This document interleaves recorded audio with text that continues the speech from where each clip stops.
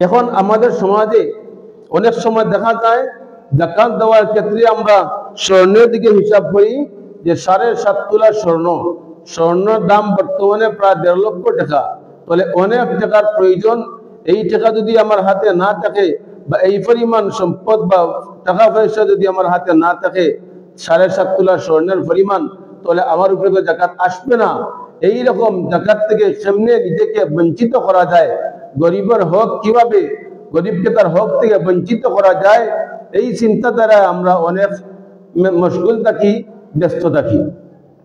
মূলত ফুকায়ে কেরাম লেখেন যে আনফা লিল ফুকারা, আপনার হাতের মধ্যে এমন পরিমাণ টাকা আছে যে টাকা যদি আপনি স্বর্ণের দিকে হিসাব করেন আপনার উপরে যাকাত ফরজ হয় না, আপনার উপর যাকাত আসবে না। কিন্তু যদি আপনি রূপার দিকে হিসাব মিলান, হিসাব করেন, তাহলে রূপার হিসাবে আপনার উপরে যাকাত আই যায়, যাকাত এসে যায়, যাকাত ফরজ হয়ে যায়। এই জন্য আপনার জন্য করণীয় হলো যে রূপার দিকে বিবেচনা করিয়া হিসাব করিয়া আপনি যাকাত দেনওয়ালা, যাকাতের হকদার যারা আছেন তাদেরকে আপনি যাকাত প্রদান করবেন।